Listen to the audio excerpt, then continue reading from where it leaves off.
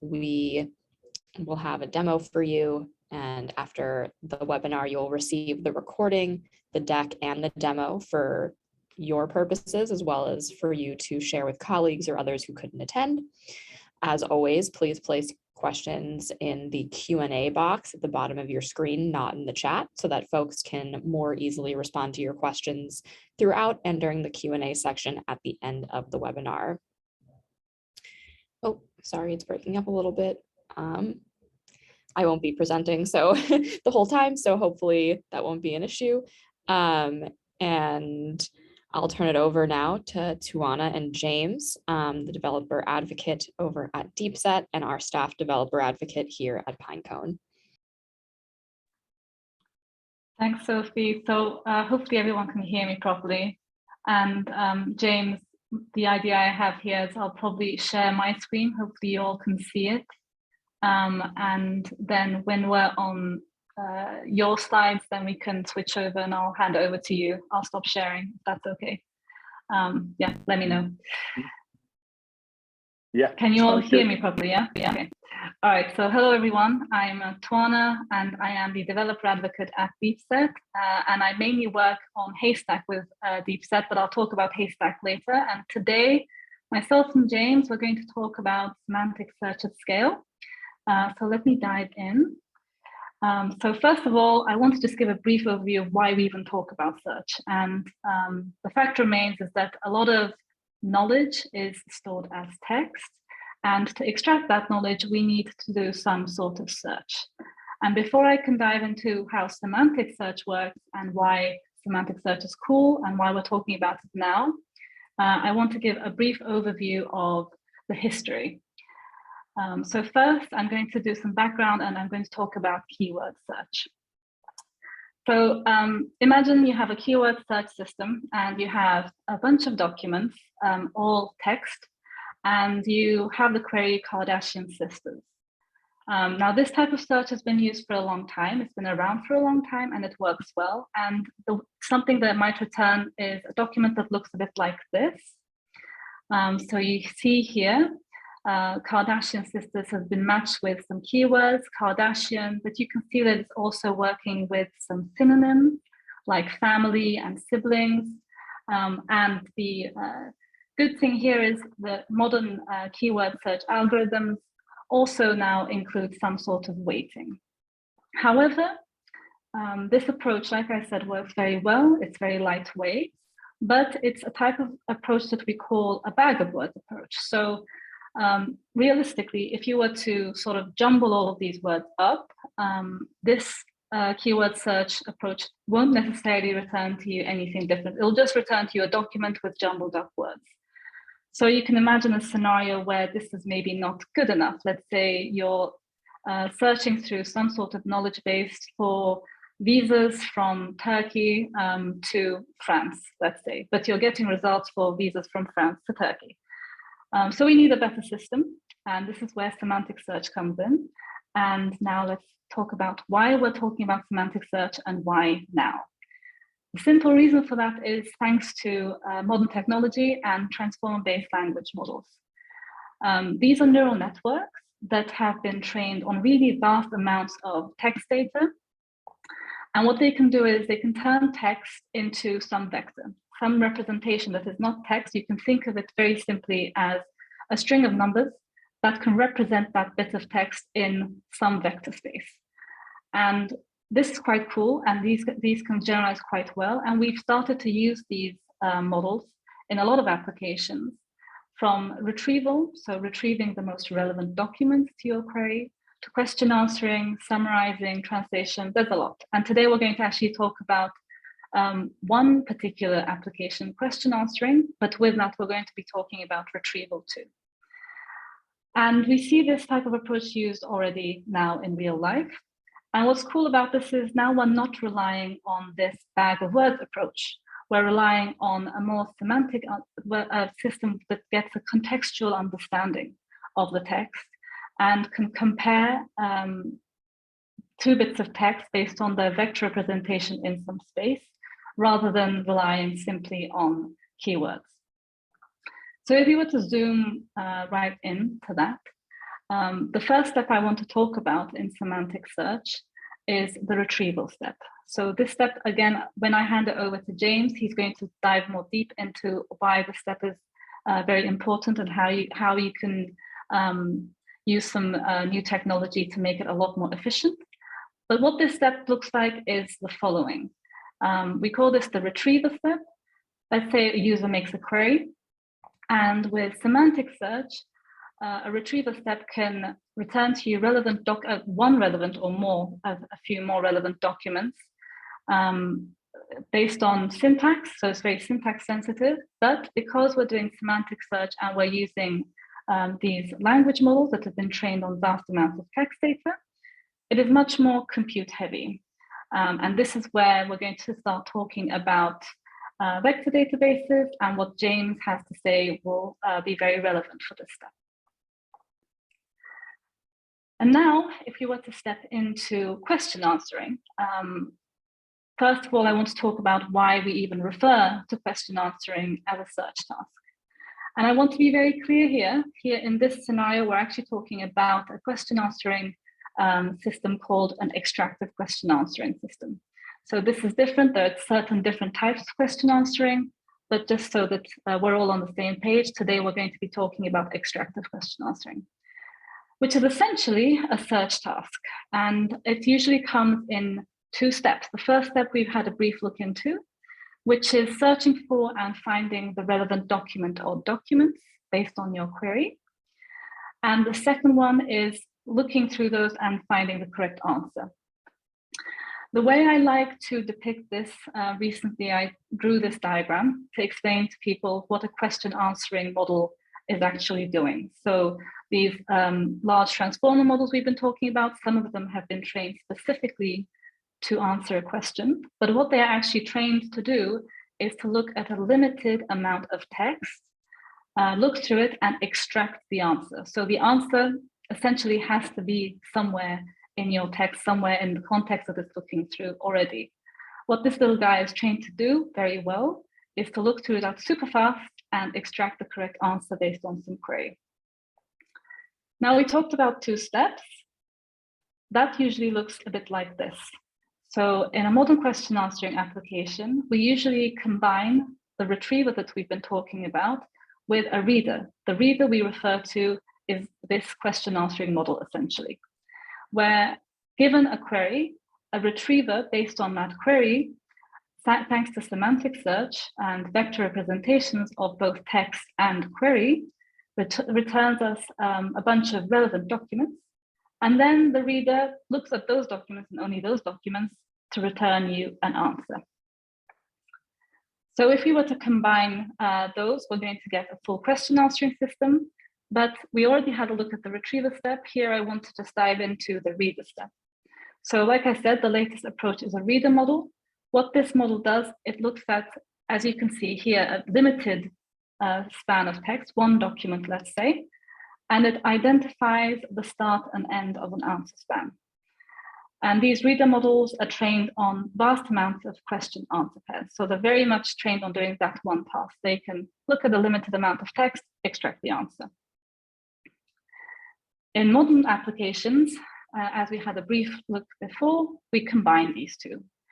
The reason for this is the reader, however well it might be at the task of finding the correct answer in a set of, in a limited amount of text, it is limited by input.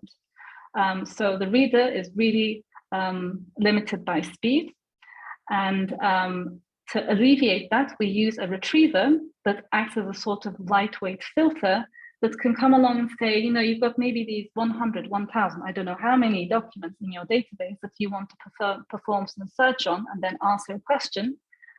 I'm just going to hand you the top 5 most relevant ones, so you don't have to bother about them. Below, you'll see an example we've extracted. Here we've got 7.5K documents in our database.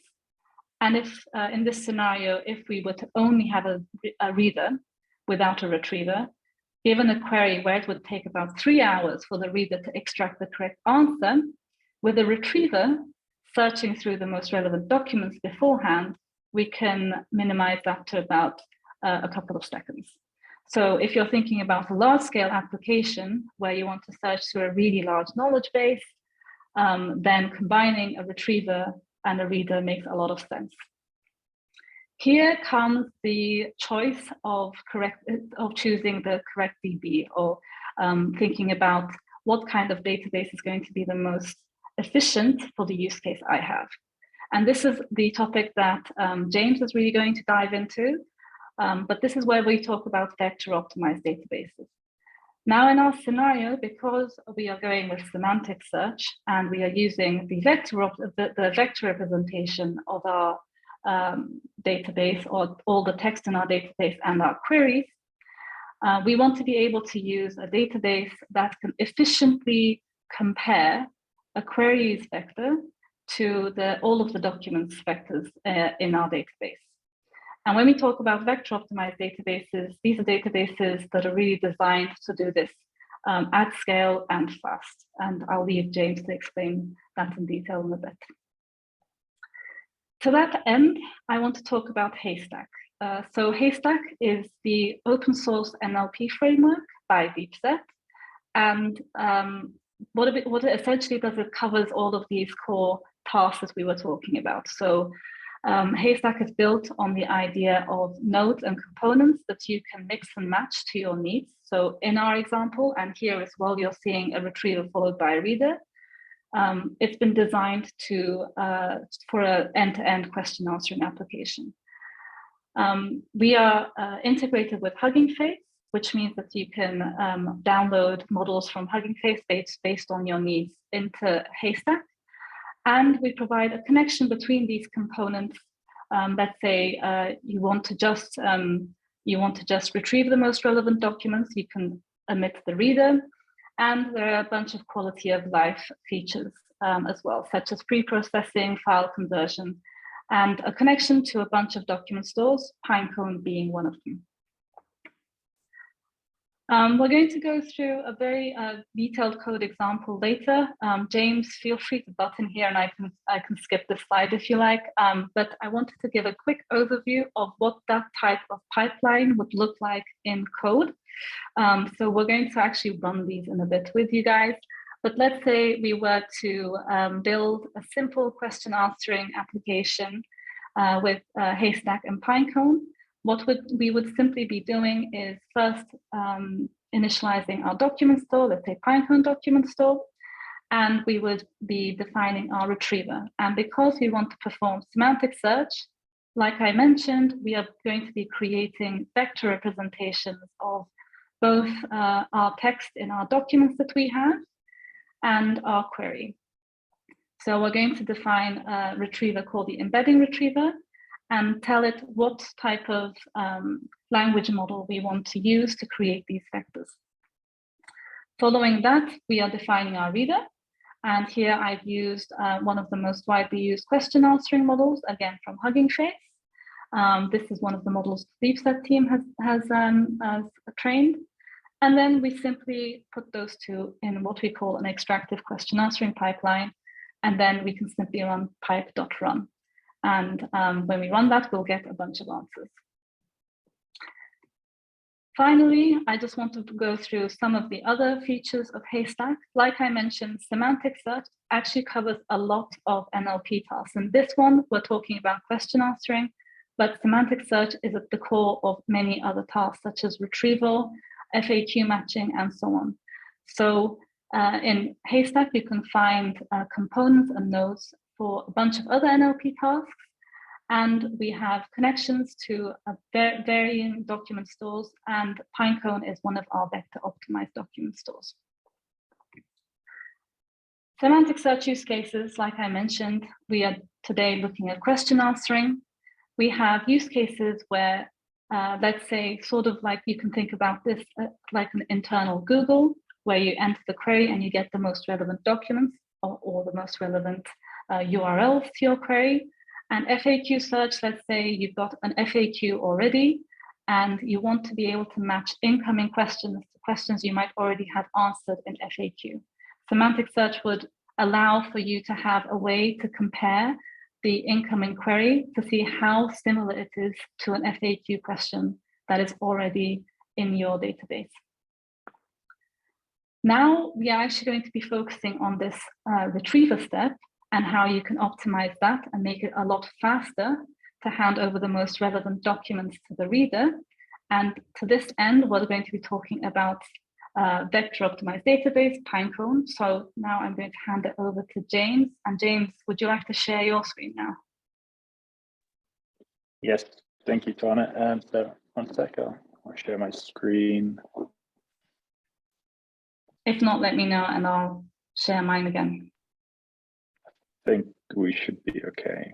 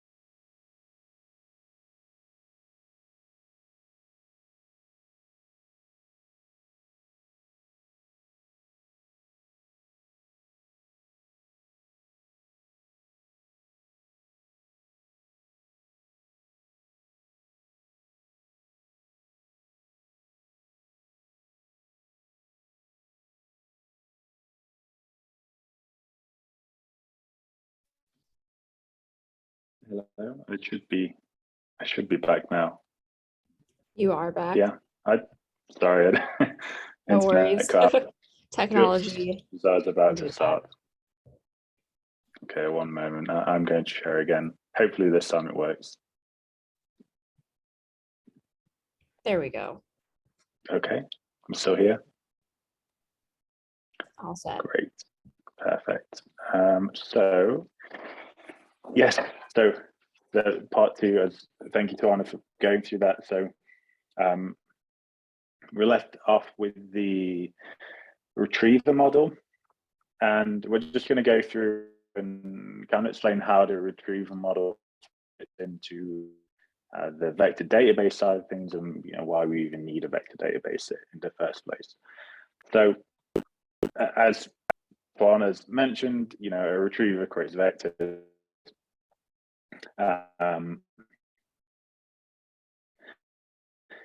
And those vectors are meaningful. We said by where they are placed in some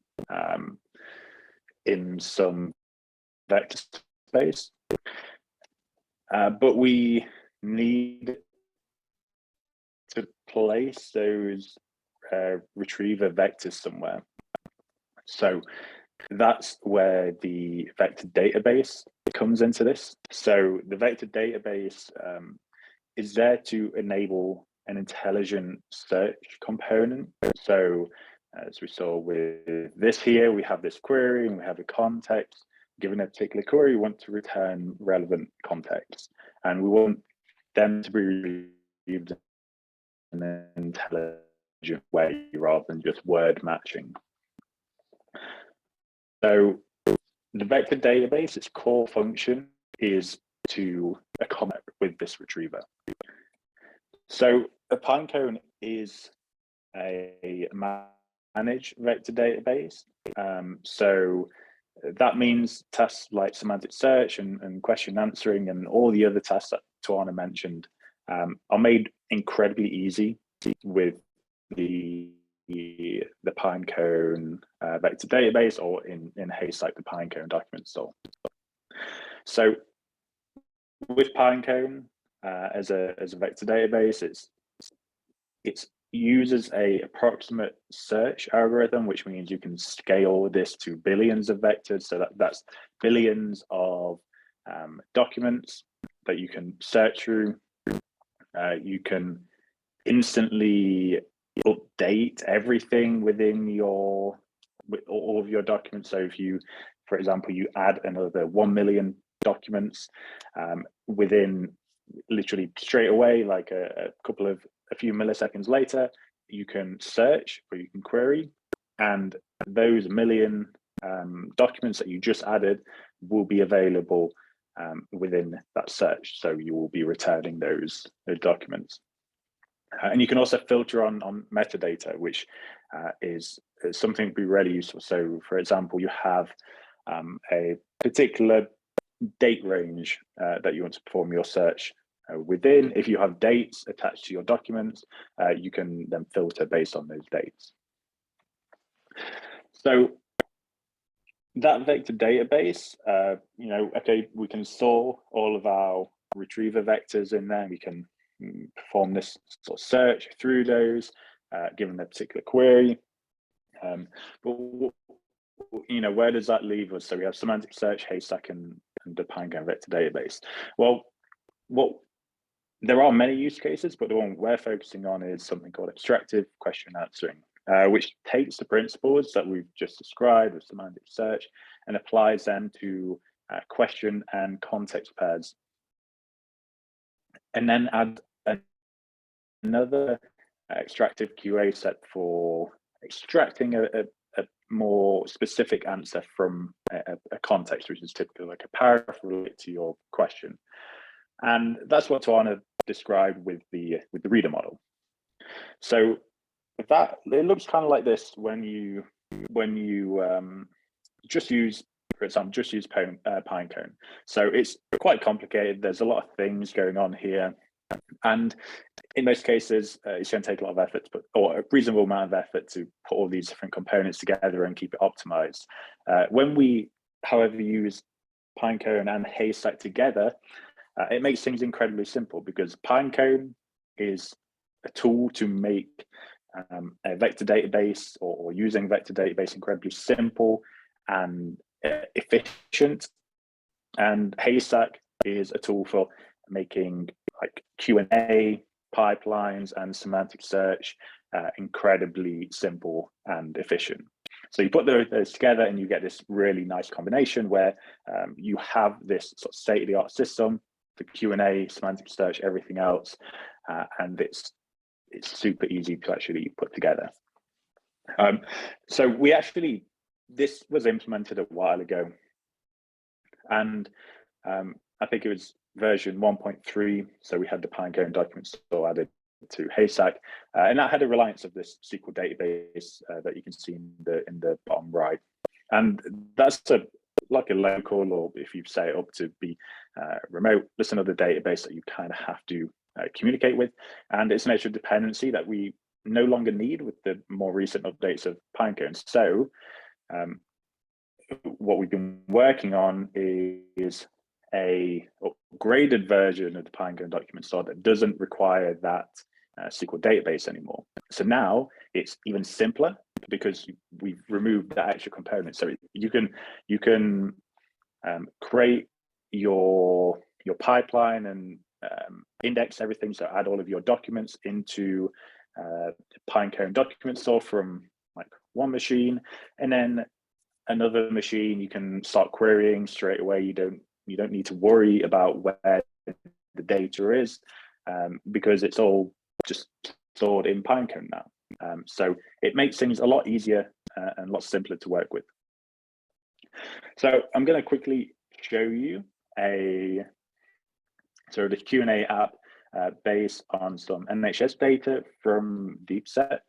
So you can actually access this app as well here, and you'll get a link to all of this after the presentation. So you don't need to go and type that into your browser now. You can go through it later.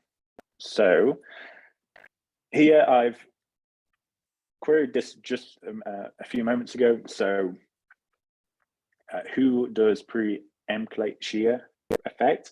Now, when I was building this demo, I kept spelling this wrong, and it's spelled wrong now on purpose to point out the fact that, okay, I have a minor little typo here. It should actually be, I think it's a T rather than a S. So this here should be an S. Yeah, it should be.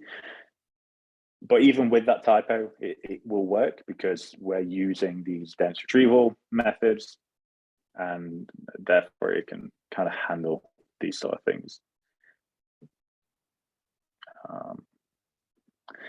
And then so that's another question. So how do I stop blushing?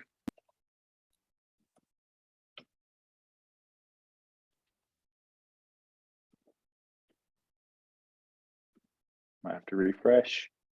Okay. Well, maybe I can't ask the question right now, but this would, so how can I stop blushing?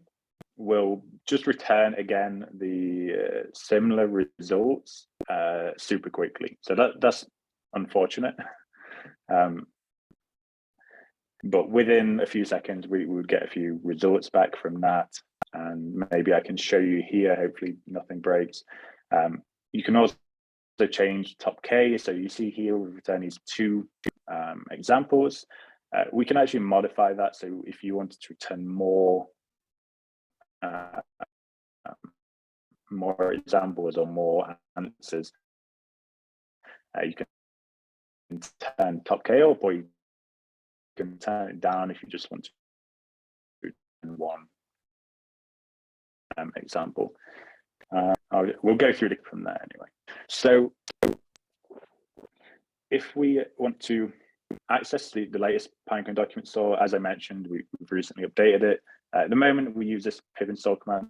Soon, probably by tomorrow, you'll be using the second one. And what I want to actually just go through is, how can we build a Q&A app like this, but hopefully that doesn't go over resource limits. So the first step is data preparation, indexing. We have a couple of notebooks we'll quickly have a look at for that. And then we have the extractive Q&A pipeline. You have the Streamlit app, and then you deploy to Streamlit Cloud. So I'll just switch over to those now, and we'll just go. There's a lot of code here, so we're not going to go really in depth. And you will have all of this. You will be able to access all of this later on. So you can run that locally. And I think we do actually have a slide here, so you'll be able to click on here, or you can just copy this into your browser. So it's Pinecone.io example is on GitHub. But yeah, let's go through this. So the first step that we sort of need to do is actually prepare and index our data. So we have all these data files from DeepSet, which are also hosted on the GitHub repo that I just mentioned. So you can get all of those. And it's like 950 of these text files. So they look like this. So it's literally scraped from the NHS website. So there's a bit of like mess in there, some like cookie information. We're not going to go through everything, but we can remove that pretty easily. We just use a regex to remove those. And at the bottom of each page, we also have like more like kind of stuff that we don't really want. So we just remove that as well. It's super simple, just splitting the text. And then from there, we get something that looks a bit nicer. And this is what we're going to be indexing into our Q&A pipeline and Pinecone vector database. You can see we get a lot of like information about gluea, and one, I think this is the preeclampsia that I mentioned before. We get a lot of different pages about all these different medical conditions. So we go through, and one thing that I'll point out here is that we have the text content, and we can add more metadata fields. So maybe you'd like to add the title of the page where it's coming from or something like that. But for now, all I've done here is include the URL, and we get something like this. Okay, so one important thing here is that we are not putting the whole document into our pipeline. It's just like a chunk of the document, it's like paragraph. That's because these models that we're using, the retriever model, the reader models, they can only handle a chunk of text at once. So we go through and actually break down. That's what we're doing here with this this chunk operation. We go down and break that into smaller paragraphs. And another thing that's really useful is you see here, we kind of do an overlap. So this is chunk 0, and then the next chunk actually contains they share a sentence in the middle there, and that's just to make sure that we don't miss anything. Like for example, the last sentence here relates to the first sentence here. We would lose that relationship if we didn't include that overlap. So we make sure to include that in there as well. Okay, so at that point, we've prepared our data and we can actually go on to indexing our data. So adding all of that to the Pinecone document store. For that, of course, we use Haystack, and you need an API key for this. So the API key you actually get from here. And this index name, you can call it whatever you want. It's just what I have called the particular sort of the specific vector database for this demo, which is this Haystack NHS July. And we go through. The one thing I would just make sure you do is get the embedding dimension aligned with the model you're using, the retrieval model, and also align the similarity with your retrieval model. So we go through, it's nothing. So here we're adding the documents without the embeddings to the Pinecone document store, and then we initialize this retrieval model here. So we use dot product similarity because this model, retrieval model, relies on dot product similarity, and the dimensionality of this model is the 768 that you saw before. So we just initialize that again through Haystack, and we add that to our document store, and then with that we can update our embeddings to include those vectors. So you know the vector database relies on us having vectors. Otherwise, we can't really do anything with it. We can't search. So that's why we have to update the embeddings and add those based on the embeddings that our retriever generates. So we can, yeah, this bit isn't so important, but I can show you quickly. So this is just an example. I'm creating the document search pipeline, which is not a full extractive QA pipeline. This is just the first two steps. So it's like the document store under retriever without the reader. So that is just going to retrieve the context. So you pass a query and it returns the context I believe is the most relevant. It doesn't extract the answer from that context. We'll do that in a moment. So you can see that here. So who is affected by this, and we get this content. And then we have the pipeline. So same thing again. I'm not going to go through all this, but we add this reader model onto the end. So this reader model is what extracts that answer. So we will go down. So also we embed all of that. So we have this extractive QA pipeline, and we pass the retriever and reader to that. The document store is actually included within the retriever. So now we begin asking questions. So this is who is affected by preeclampsia, and we go down here and it will return us this. So this is what you actually saw before as well. So we have just answered pregnant woman, and you can see that's coming from this context here. Now Haystack by default it's cutting down the amount of the context you see. You can modify that if you want to see the full thing, like we did in that app before. And yeah, I mean the rest of this notebook is just showing you exactly what we're doing in order to build the actual Streamlit app. And that Streamlit app is here again. This is pretty much just the same thing again, so I'm not going to go through all this code. It's literally like we're initializing document store, retriever, reader, extractive QA pipeline. That's what we saw before. And then we just have all these little bits, which is just like Streamlit components saying, you know, ask a question, return these answers, and so on. It's actually really simple. There's, you know, what is that, 154 lines of code, and we have that. And with that, like all the hard stuff is done, and it's not even really that hard. And you can move on to deploying Streamlit Cloud, which again, super easy. So you have this share.streamlit.io, you go there, you register, and then you just create a new app. So we have that app over here in Pinecone.io examples on GitHub.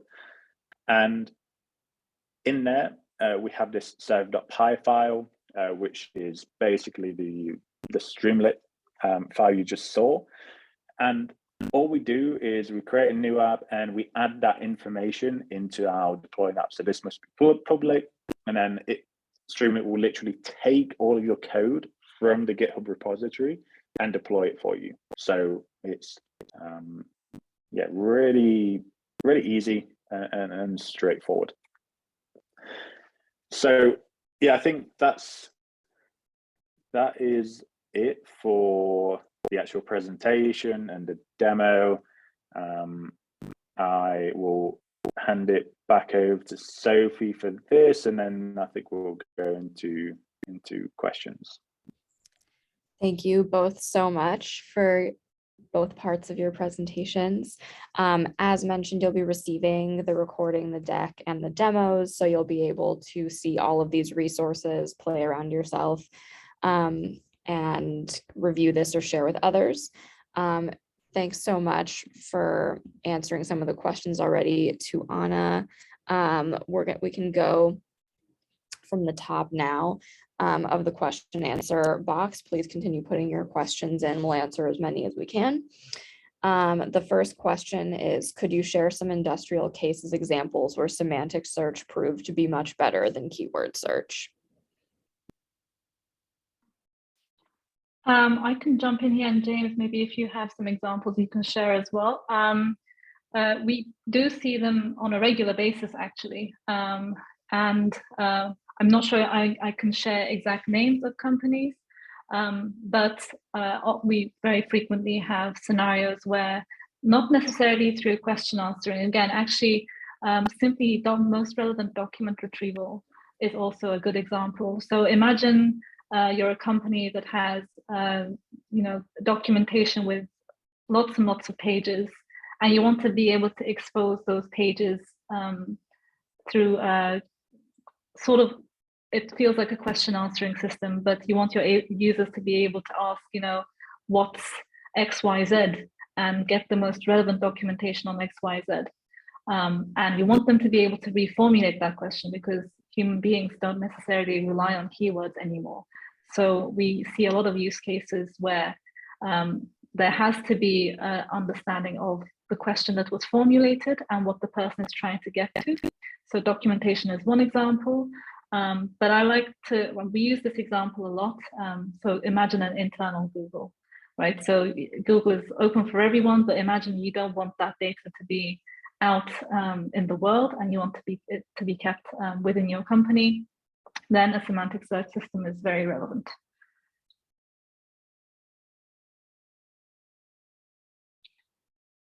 Great, thank you. The next question is, are you using cosine similarity for semantic search and similarity search? So go ahead. Oh, okay, yeah. So for example, we use product similarity, but you can use cosine similarity. It depends a lot on the model that you're using as to which one is more ideal. But some models also, you can kind of use a few different metrics.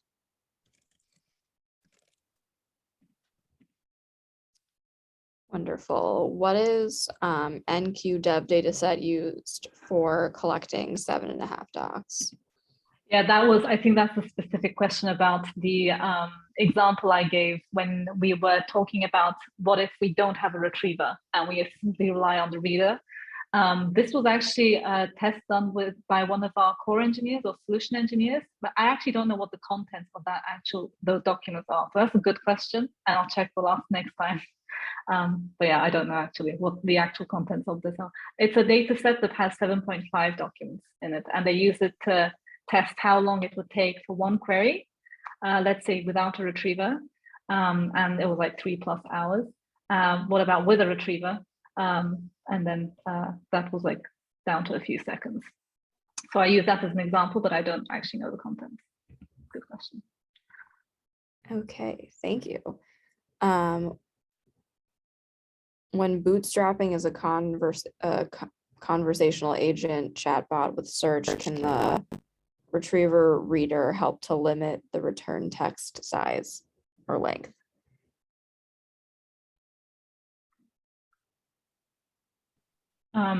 So there's two things here. So the retriever can certainly help limit the number of documents that it's returned. So I think, no, James's example wasn't going through that, but you can always modify how many documents you want to allow your retriever to return. And then the second one, the retriever, if I'm getting this question correctly, it's actually what James was pointing out in code as well.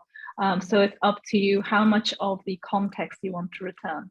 The question answering model will return whatever it thinks the answer is. If that's 2 words, it's going to be 2 words. If that's 1 keyword, it's going to be that 1 keyword. So in this case, it was pregnant women, for example. But the context that you return with the retriever, it's up to you how much you want that to be. Wonderful, thank you so much. James, do you want to take the next one at the top here? Or we can answer it, spend a little more time at the end answering it.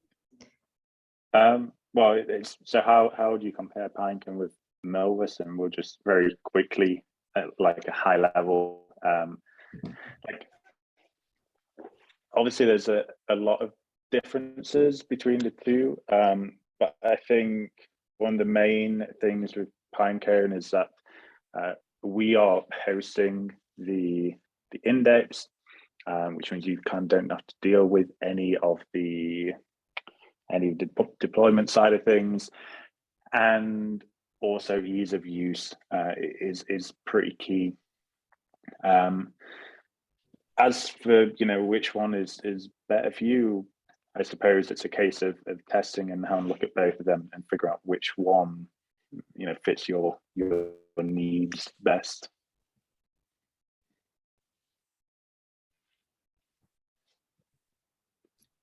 Great, thank you. What would be the advantage of having ranker model in the pipeline? I think I can answer that. This is very much up to what your use case is. But if your use case is going to be simply returning the most relevant documents or files you have based on a query, in some use cases, we see a ranker or re-ranker used to, yes, the retriever is returning to you in order what it thinks is the most relevant few documents, but then you add a ranker on top of that to just have an extra layer of ordering. So I think it's one of those niche use cases, but that's the most, yeah, that's what is most useful.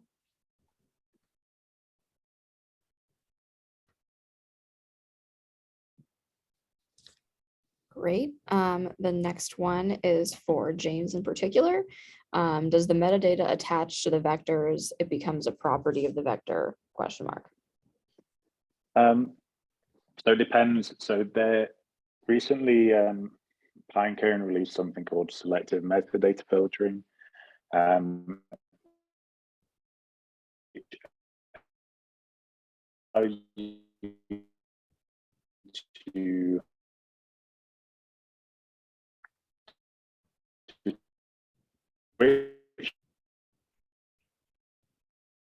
James, you're breaking up quite a bit. Your metadata versus having it sort of but separate. So okay. At worst, I can type the answer. Yeah, how about you type the answer, just because most of that cut out, at least for me. Sorry Okay, about that. no worries. Wonderful, thanks. we use Pinecone as the source of truth instead of SQL database? Does it allow exporting of knowledge base?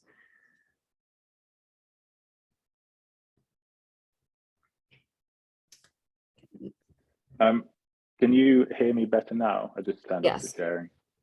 Okay, so maybe maybe this will work. So sorry. So this new question. So you at the moment you can't export the knowledge base, but you will be able to soon. There will be some features that come out which will allow you to download everything that is within your index. And as far as I know, that is very soon as well. And as long as you can hear me okay, to return to the previous question, does the metadata attach to the vectors? Usually does it become a property of the vector? There is a new feature called selective metadata filtering in Pinecone, which allows you to basically turn that off or on.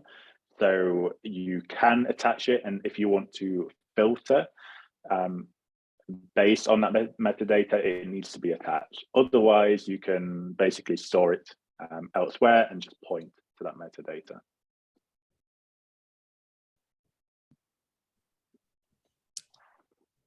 Thank you. Given the vector dimensions are fixed and usually small in size, how do you handle varied lengths of documents, in particular large documents?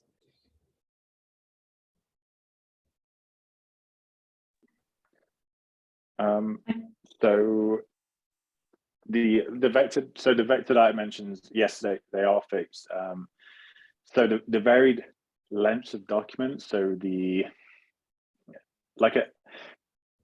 basically you are going to consume a varied length of tokens into your initial transformer model, which is the retriever, sorry, and that retriever is always going to output a vector of the same dimension. It doesn't matter how many tokens, or sorry, the length of your document.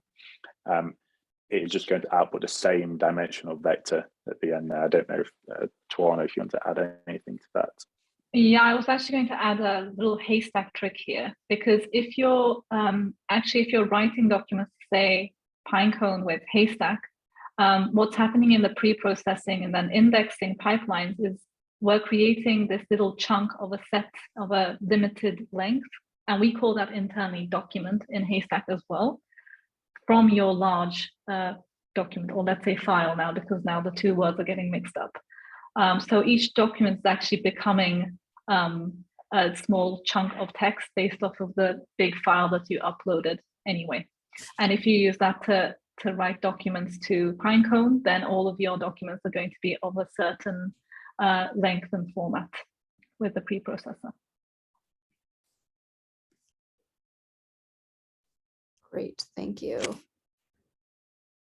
Index updates have to be scheduled using an external tool, or can, like Airflow for automation, or is that a feature within? So you can, yeah, you can schedule it. It's like, so basically all of the updates and modifying your index and stuff, you will need to handle that side of things, and then you just send your updates to Pinecone and it will be done. So it depends. I'm not familiar with Airflow for automation, but as long as Airflow for automation can automate that script for you, that script of sending stuff to Pinecone, then yes, that would be fine.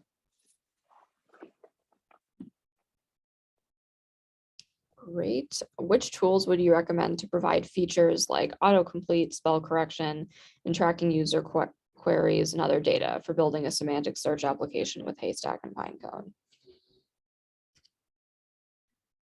So this is actually quite an interesting question. I have not built an application where I'm tracking people's queries, so I'm not going to be able to answer that specifically.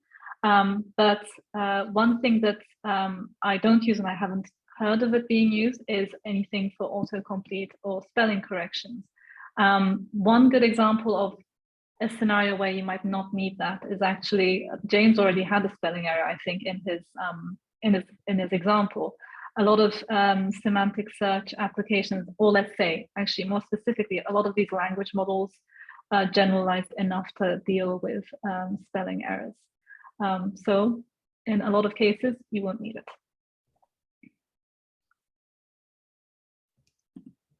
Wonderful, thank you. Is it possible to index list of numbers metadata field?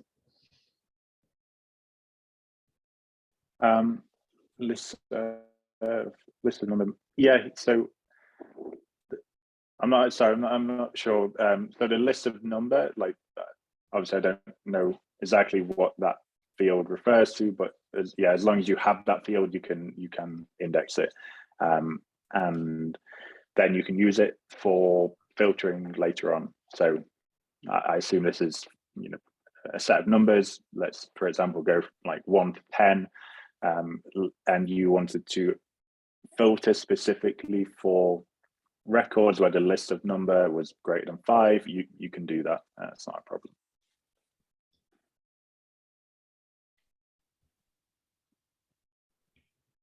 Awesome, thank you. How would we stream new live data into the app? What would be the effective way to do this at scale?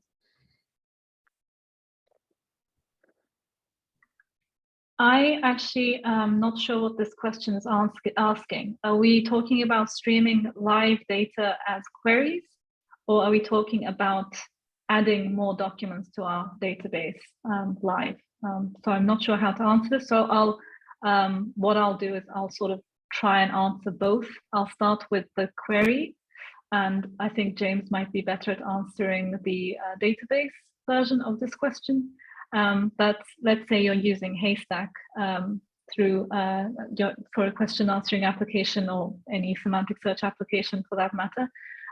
You can expose it through a REST API and continuously query and receive the answers at your end. As for the documents, and I'll just give my brief overview of it, and maybe James knows better, but simply adding documents and saying update embeddings in the scenario where you're using a document store like Pinecone. When you call this, only the newly added documents will be updated, only the vectors will be added, so you won't be touching the rest, so you can just continuously add more and more documents. Of course, every time you do this, there's some time that is required for the embeddings to be created for those documents, for the vectors to be created, but you can. Yeah, I don't think I have that much. I don't really have anything to add to that other than like it on the Pinecone side, you can add, like I said, millions of new items, and yeah, they will be instantly available for your tool, so you can query immediately and see them. Wonderful. I think we have time for one more question, maybe two. Does Haystack allow smart answering, like aggregation of multiple results? For example, model looks at the results and finds who is the biggest customer, like aggregating and comparing total data from all customer results. This is a really good question, and it's actually pushing some of the boundaries of technology right now. So there is a lot going on in this, and I think that this person's actually, again, maybe I can split this question into two. The first one is, I think they might be referring to multi-hop question answering. So let's say you have a question where the answer actually is formulated by 2 steps, which is difficult, but doable. And the other thing I think they might be asking is returning longer, actually 3 questions now, returning longer answers. And one thing you might find interesting is, if you go to deepset.org on Hugging Face, the first demo you'll see on the org is Wikipedia Assistant. And this is what this is doing, is actually long form question answering. So instead of extracting just the answer, it's replying to you with more context, and the answer is not necessarily from just one place in your document. Now, the other thing you've pointed out here is can you return the result for like biggest customer? This won't necessarily be extractive QA unless there is something in your document that refers to a biggest customer. So this is a slightly more difficult task, but language models are getting there, basically. All right, we are at time now. But thank you all so much for your questions and being here. Again, you'll receive all of the materials, including this recording, in your email tomorrow at the latest. And we look forward to having you at events in the future. Thank you so much, Tuana and James again, and have a great rest of your day, everyone. Thank you. Bye. Thanks for having me. Bye.